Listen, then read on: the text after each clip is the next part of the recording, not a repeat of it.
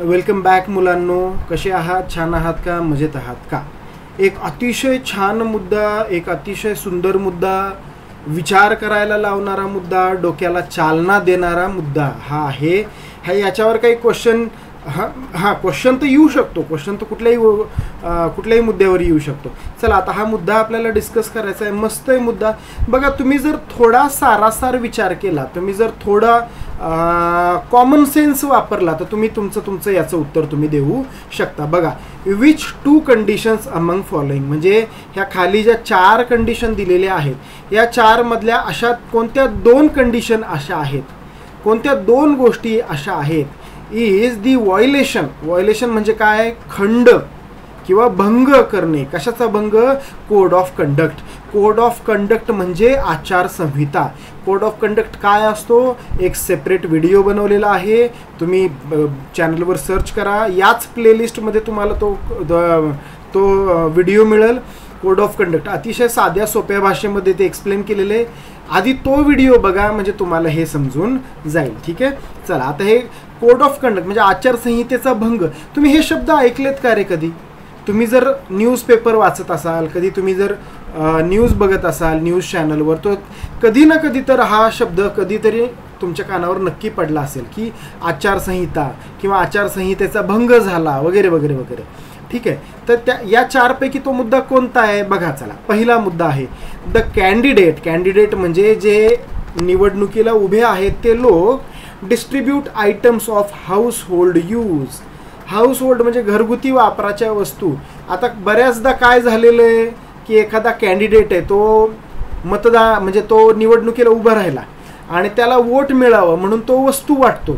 कधी कधी काय वाटतो? कधी कधी मिक्सर वाटतो, कधी कधी कुकर वाटतो.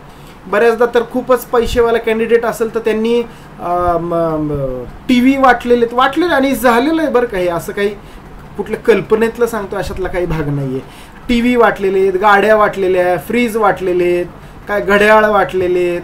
तर हे असं सगळं हे करतात किंवा पार्ट्या देतात, दारू, चिकन, मटन ह्या असल्या पार्ट्या देतात.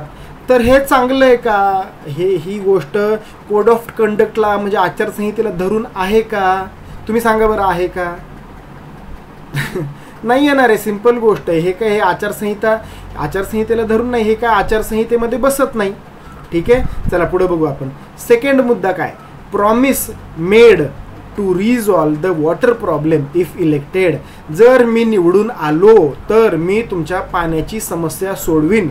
मी सगळे तुम्हाला ह्या शहरासाठी, ह्या गावासाठी मी तुम्हाला पाणी उपलब्ध करून देईल, असं प्रॉमिस करणं, असं आश्वासन देणं, हे चुकीचं आहे का? हे नाही आहे ना चूक. ह्यात काय चुकीचं आहे? मग तो प्रॉमिस करतो, तो कशासाठी? निवडून यायचं असतं ना त्याला. तो निवडून येतो, मग तो ते काम करतो. लोकांना पण काय हवं असतं? लोकांना काही घेणं देणं नाही सोम्या उभा राहिला का गोम्या उभा राहिलाय. त्यांना त्यांचं काम झाल्याशी मतलब आहे. मग सोम्या जर काम करणार असेल तर सोम्याला वोट द्या, गोम्या जर काम करणार असेल तर गोम्याला वोट द्या. As simple as that. बरोबर. तर मग प्रॉमिस करणं, आश्वासन देणं की मी असं करेन, ह्यात काही गैर नाही. चला पुढचा. To go from door to door to meet voters and request them to vote. घरोघरी जातात, हातापाया पडतात आणि मत द्यायसाठी रिक्वेस्ट करतात. ह्यात काही चुकीचं आहे का? ह्याच्यात काही चुकीचं नाही आहे. ह्याच्यात काही चुकीचं नाही. तुम्ही बघा ना, आता जेव्हा निवडणुका लागतात तेव्हा हे जे आमदार खासदार असतात किंवा ज्यांना इलेक्शनला उभं राहायचे ते घरी येतात. ते हसून बोलतात, फोनवर बोलतात, घरी येतात, घरी येऊन बसतात, नमस्कार करतात. एकदा निवडून आल्यानंतर ते तोंड दाखवत नाहीत. तर आता तो वेगळा मुद्दा आहे. पण स्वार्थापोटी का होईना येतात घरी. ठीक आहे, असू द्या, काय करणार त्याला. पण त्यात काही इलिगल आहे का? काही इलिगल नाही आहे. ते दिस इज हाऊ इट इज. बरोबर आहे ना. चला, तर हे काय कोड ऑफ कंडक्टचं व्हायोलेशन नाही आहे. चौथा मुद्दा. To appeal on the basis of caste and religion to get support. मी अमुक जातीचा आहे म्हणून मला निवडून द्या. मी तुमच्या जातीचा आहे म्हणून मला निवडून द्या. मी तुमच्या धर्माचा आहे म्हणून मला निवडून द्या, असं म्हणणं बरोबर आहे का? अजिबात बरोबर नाही. हे म्हणणं सरासर चुकीचं आहे. आपल्याला आपल्या जातीचा प्राईम मिनिस्टर असणं जास्त महत्त्वाचं आहे का काम करणारा प्राईम मिनिस्टर असणं जास्त महत्त्वाचं आहे? फॉर एक्झाम्पल माझ्या जातीचा मुख्यमंत्री असेल बरं का, अमुक एक कॅन्डिडेट उभा आहे, तो फक्त माझ्या जातीचा आहे म्हणून मी त्याला वोट दिलं आणि त्यानं कामच नाही केलं, तर काय उपयोग आहे त्या गोष्टीचा सांगा मला. त्यामुळं जात कोणती आहे, धर्म कोणता आहे, हे काही मॅटर नाही करत, बरोबर आहे. जो काम करतो त्याला आपण निवडून दिलं पाहिजे, ज्याच्या मनामध्ये देशप्रेम आहे, ज्याच्यामध्ये लोकांच्या समस्या सोडवायची तळमळ आहे, त्या लोकांना आपण निवडून दिलं पाहिजे, ना की जातीच्या किंवा धर्माच्या बेसिसवर.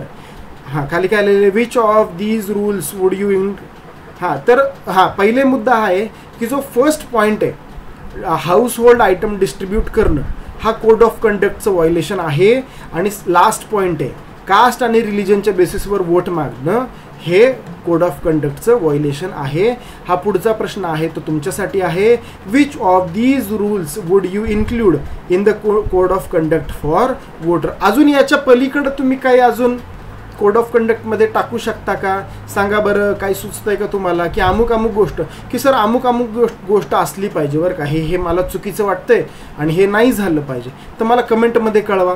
बघूयात, आपण ते डिस्कस करू, आपण कमेंटमध्ये चॅट करू. ठीक आहे, चला या व्हिडिओ पुरतं इतकंच. व्हिडिओ आवडतायत का, माझं टीचिंग आवडतं आहे का कळवा. माझा आवाज तुमच्यापर्यंत व्हिडिओच्या माध्यमातून पोचतोय, तुमचा आवाज माझ्यापर्यंत कमेंट्सच्या माध्यमातून पोचणार आहे. As simple as that. चॅनलला सबस्क्राईब करा, तुमच्या फ्रेंड्सला, मित्रांना, मैत्रिणींना जरूर सजेस्ट करा. ठीक आहे, चला भेटूया एका नवीन व्हिडिओमध्ये. तोपर्यंत tata, bye bye, see you.